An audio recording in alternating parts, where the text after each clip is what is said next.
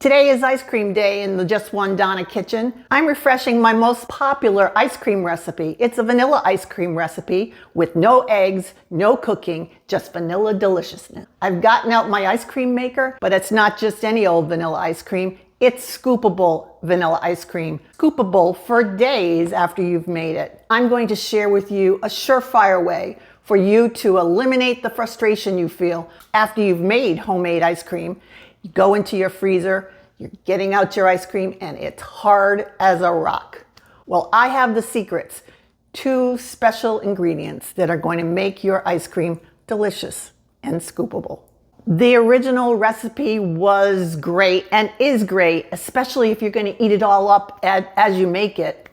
But 2.0 is better if, in fact, you need to freeze it and preserve it over time. What's the secret? The secret is the addition of light corn syrup. Just a little bit, a swap for the sugar that you're going to add anyways.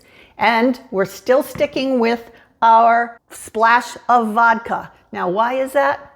The corn syrup is a simple sugar that keeps large crystals from forming. It's just a simple swap with just a little bit of the granulated sugar.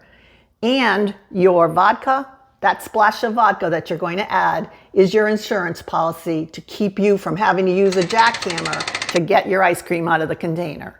Early in the day, you're going to make your ice cream base.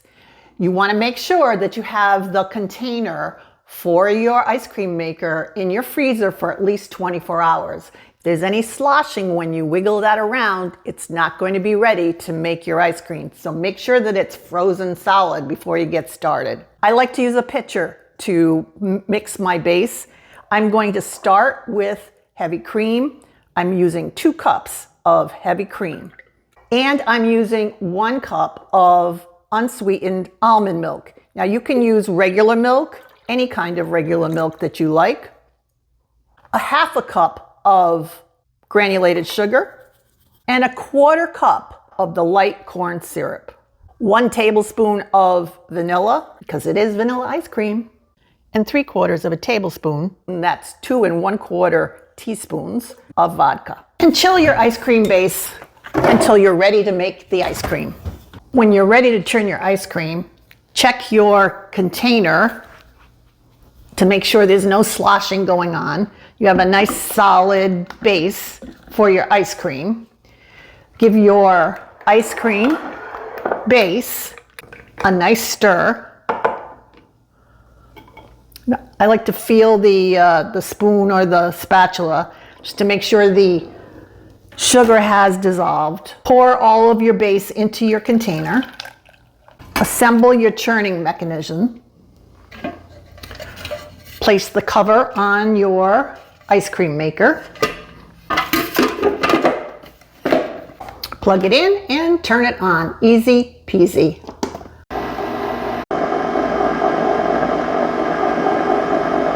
While the machine is churning away, let's talk about a couple of things that you might want to have on hand.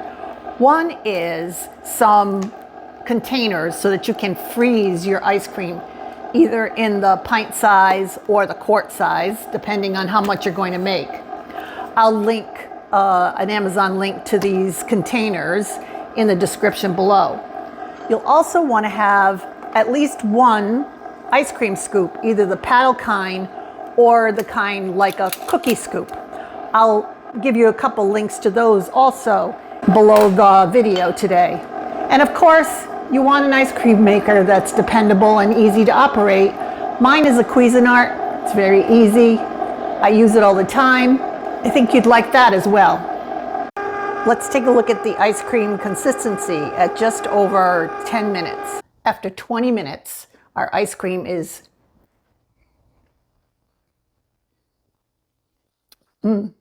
very creamy. It holds onto the spoon.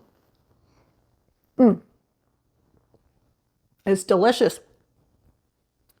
I would eat it now. If you watch my other ice cream videos, you know I love soft serve ice cream. But I'm going to scoop this into a container and put it in the freezer so that you can see what it will look like next day. So you know that it is scoopable. It's the next day, so it's time for us to check our vanilla ice cream for scoopability. Let's see. There you go. A beautiful, nice ice cream ball. Easy as can be. Now let's taste it for second day texture.